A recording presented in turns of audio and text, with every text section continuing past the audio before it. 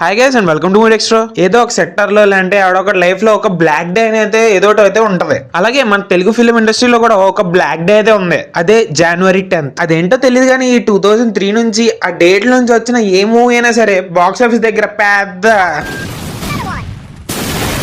సర్లే కానీ ఇప్పుడు ఆ డేట్ లో రిలీజ్ అయిన కొన్ని కళాఖండాల మీద లుక్ వేద్దాం. జనవరి 10th 2003 మన ఎన్టీఆర్ గారి నాగా మూవీ అయితే రిలీజ్ అయింది.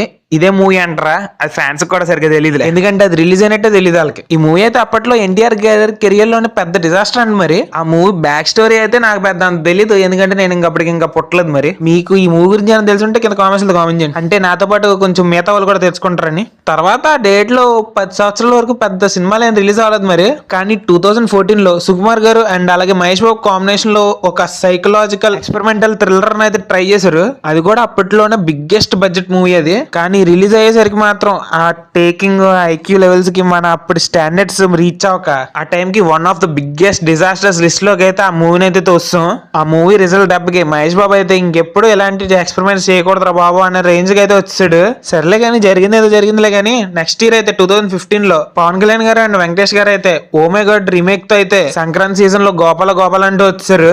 యాక్చువల్లీ మూవీ అయితే బానే ఉంటది అండ్ స్టార్టింగ్ లో కలెక్షన్స్ కూడా బానే వచ్చాయి. కానీ ఈ మూవీ అయితే లాంగ్ రన్ లో దెబ్బేసి చేసిన భారీ బిజినెస్ ని రికవరీ చేయలేకపోవడం వల్ల ఫ్లాప్ గా అయితే నిలిచిపోయింది. కానీ ఏమైనా ఫ్యాన్స్ ని అండ్ అలాగే జనరల్ ఆడియన్స్ ని అయితే మరీ అంత దారుణంగా అయితే ఏమి డిసప్పాయింట్ అయితే చేయలేపారు. అదేదో కొంచెం సాయిరామ్ అనుకున్న విషయం అంతే. కానీ తర్వాత 2018 లో వచ్చింది మాత్రం మామూలు మాస్ కాదయ్యా. అది ఎంత మర్చిపోదాం అనుకున్నా మర్చిపోలేని ఒక నైట్ మేర్ అది. అదే మన పవన్ కళ్యాణ్ గారి 25th మూవీ అయిన అజ్ఞాతవాసి. ఏం చెప్తాం ఎన్నని చెప్తాం, అదొక వర్ణించలేంది. అప్పట్లో పవన్ కళ్యాణ్ గారు లాస్ట్ ఫిలిం అన్నారు, త్రివిక్రమ్ డైరెక్షన్, పైగా వీళ్ళిద్దరు కాంబినేషన్ లో వస్తున్న థర్డ్ ఫిలిం, పైగా సంక్రాంతి పండుగ వస్తుంది. ఏముందిలే దంచి కొట్టొచ్చు అనుకున్నారు, కాకపోతే జనాలను దంచి కొట్టారు. అప్పటికే ఇంకా ఈ జనవరి 10th ఇంక సెట్ అవ్వదులే అనుకున్నారు.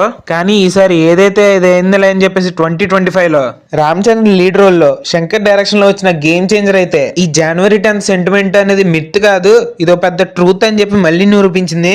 సినిమా ఏమైనా రాడ్డా, కానీ ఏదైనా సరే ఓవరాల్ సినిమా అంతా అస్సామే. గానీ అందులో అప్పన్న క్యారెక్టర్ మాత్రం హిట్స్ డిఫరెంట్ మ్యాన్. బట్ ఏమైనా ఓవరాల్ గా మూవీ అయితే పెద్ద రాడ్ అని చెప్పాలి. ఆ టైంలో సంక్రాంతికి వస్తున్నాం రిలీజ్ అయ్యి అందులో నుంచి ఏదో క్యాష్ చేసుకున్నారు, కానీ లేదంటే మేకర్స్ ఆ మూవీ దెబ్బకి అస్సామే.